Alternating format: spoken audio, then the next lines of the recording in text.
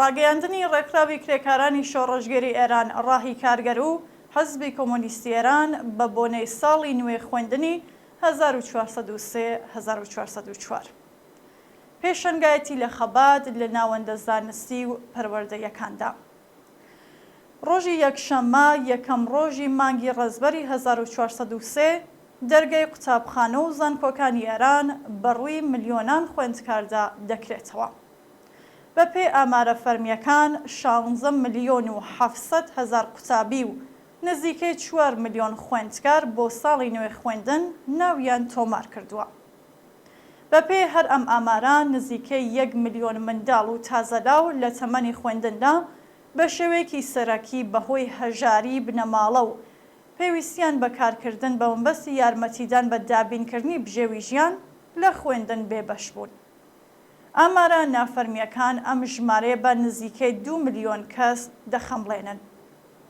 سەرەتای ساڵی نوێ خوێندن لە هەمان حاڵدا هاوکاتە لەگەڵ دووهەمین ساڵیادی شۆڕشی ژینە، شۆڕشێکە تیادا خوێندکارانی لاو بە تایبەتی کشانی بوێر پێشەنگی بزوستنەوەی شکۆدار و شۆڕەژگەرانەی ژن، ژیان، ئازادی بوون و بە گیانبازی و فداکاری خۆیان لاپەڕەیەکی پڕ لە شانازیان هەڵدایەوە.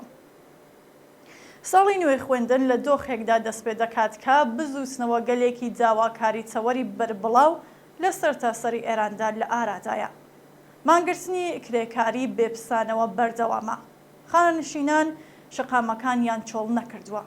پەرستاران لە پێناو بەدەستهێنانی مافە پێشێلکراوەکانی خۆیاندا بزوستنەوەیەکی سەرتاسەریان دەست پێ کردووە.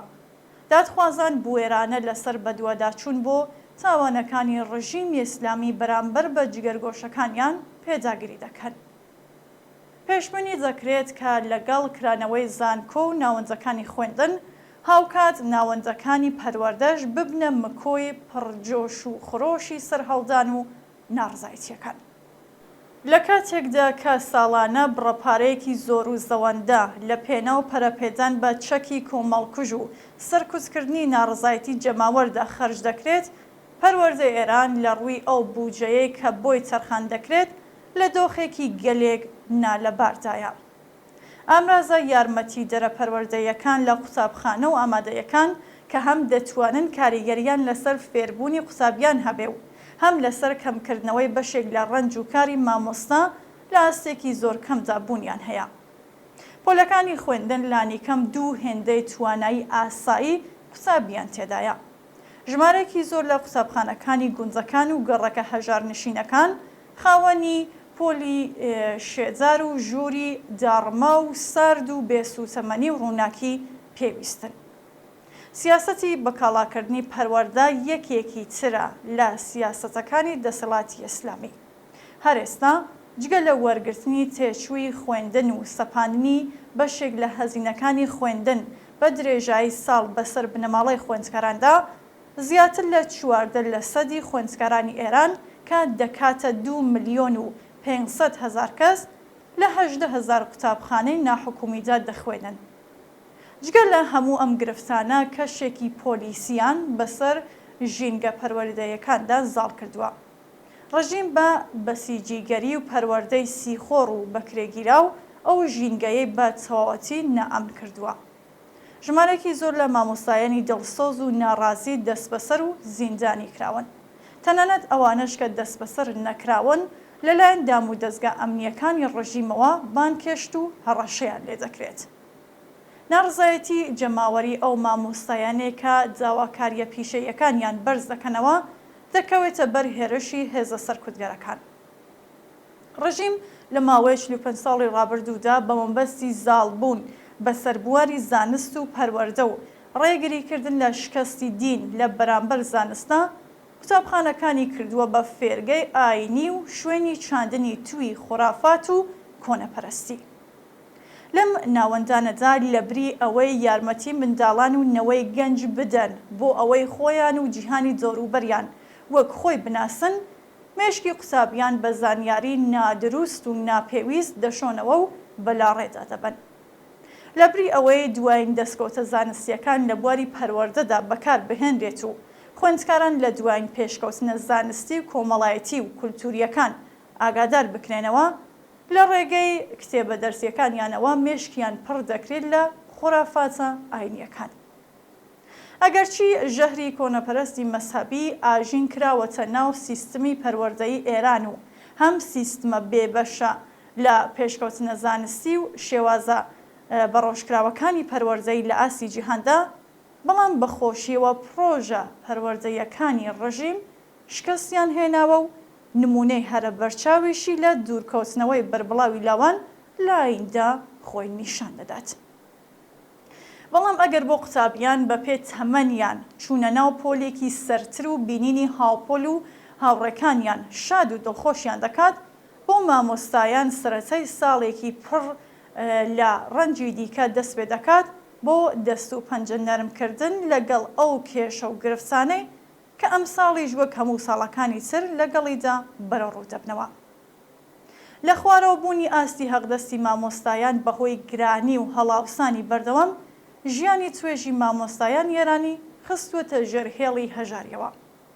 زۆرێک لە مامۆستایان ناچارن بۆ دابینکردنی بژێوی ژیانی خۆیان و بنەماڵەکانیان دوای تەواوبوونی ماوەی کارکردن لە قوتابخانە کارێکی تر بدۆزنەوە. بەم شێوەیە ساعاتکاری زۆر و تاقەت پڕۆکێن نەک هەر کاتیان بۆ چێژوەرگرتن لە کۆڕی گەرمی بنەماڵە بۆ نامێنێتەوە، بەڵکو ڕاستەوخۆ کاریگەری لەسەر فێرکردن و پەروەردە لە ناو پۆلەکانیشدا دەبێت و بە ناچاری کوالیتیەکەی دادەبەزێنێت. شێوازی ناهەماهەنگی پێدانی هەقدەستەکان مامۆستایانی ببەراوە لەگەڵ موچە خۆرە دەوڵەتیەکانی دیکە بکردەوە کردووەتە هاوڵاتی پلەدوو. پیشەی مامۆستایی نەک هەر ڕێزی لی ناگەریێت، بەڵکو دەکەوێتە بەر هەڵاواردن و سوکایەتی پێکردن. هەزاران مامۆستای وانەبێژ بە گرێبەستی کاتی و بە کەمترین هەقدەست ساڵانێکە لە دووردەستترین شوێنەکان کار دەکەن. بەشێکی زۆر لەو مامۆستایانە کە بەهۆی کارکردن لە ناوچە دوورکەوتووەکان ناتوانن کارێکی دووەم بدۆزنەوە، لە وەرزی هاویندا ناچارن پەنا ببەنە بەر کرێکاری و کاری سەخت و دژوار. بۆ ئەوان وەرزی پشوو نەتەنیا بە واتای ئاسوودەیی و دەرکردنی ماندوویەتی نۆ مانکاری بەردەوامی وانەوتنەوە نییە، بەڵکو ساڵی نوێ خوێندن بە جەستەیەکی هیلاک و ماندوو بەهۆی کاری تاقەت پڕۆکوێنەوە ساڵی نوێ خوێندن دەست پێ دەکەنەوە. سەرڕای تەواوی ئەم دژواریانەیە کە مامۆستایان تەحەمڵی دەکەن، واقعیەتێکی هیوابەخش ئەوەیەکە مامۆستایانی ئێران لە بەرامبەر ئەم دۆخە سەختەدا بە چۆکدا نەهاتوون. ناڕزایەتی مامۆستایان لەم ساڵانەی دواییدا بەردەوام بەشێک بووە لە بزووسنەوەی زیندوی ئەم کۆمەڵگایە. تەنیا بە هاتنە مەیدانی هێزی بەرینی قوتابیان و خوێندکاران، مەعەلیمان و مامۆستایان و گرێدانی خەبات و ناڕزایەتی ئەوان بە خەباتی چین و توێژە ناڕازیەکانی دیکەی کۆمەڵگاوە نەک هەر دەتوانرێت هەوڵەکانی کۆماری ئیسلامی بۆ زاڵبوون بەسەر فەزای پەروەردەدا پوچەڵ بکرێتەوە، بەڵکو ڕێگەی ڕزگاربوونی کۆمەڵگای ئێران لە چەند کۆنەپەرستی ئیسلامی دەسەڵاتداریش خۆش بکرێت. لە ئێران سبەینێ دوای ڕزگاربوون لە چەند ڕژیمی ئیسلامی بە جیاکردنەوەی دین لە دەوڵەت و پەروەردە لە مەسهەب، هەموو توانەکانی قوتابیان لە جیاتی بیری خورافات لە بواری پەروەردەی زانستیدا بەکاردەهێنرێت. چیتر هیچ منداڵێک لە خوێندن بێبەش نابێت و ناوەندە پەروەردەیەکان لە سەرجەم ئیمکاناتی پێشکەوتووی سەردەم بەهرەمەند دەبن. لەوەها بارودۆخێکدا بەهرەکان گەشە دەکەن و سەرمایەکی مرۆیی زۆر لە پێناو گەشەپێدان و بەرەو پێشوونی کۆمەڵگادا دەکەوێتە کار. بە بۆنێ دەستپێکی ساڵی نوێ خوێندنەوە، پیرۆزبایی گەرمی خۆمان، ئاراستەی قوتابیان، خوێندکاران، مەعەلیمان، مامۆستایان و سەرجەم کارمەندانی قوتابخانە و زانکۆکان دەکەین. بۆ هیوایەکە لە ساڵی نوێ خوێندندا ناوەندە پەروەردەیەکانی ئێران لە سەرانسەری وڵات پێشەنگی خەبات و ناڕزایەتیە مافخوازەکانی بزووسنەوەی شۆڕژگەرانەی ژینابن لە سەنگەری قوتابخانەکاندا، هەم وانە و هەم سیاسەت. بەڕوخێ ڕژیمی کۆماری ئیسلامی سەرکەوتوو بێت شۆڕشی کۆمەڵانی خەڵکی ئێران بژی ئازادی، دیموکراسی و سۆسیالیزم. حەزبی کۆمۆنیستی ئێران و ڕێکخراوی کرێکارانی شۆڕژگەری ئێران ڕاهی کارگەر 29 خەرمانانی 1403 19 سەپتامبری 2024.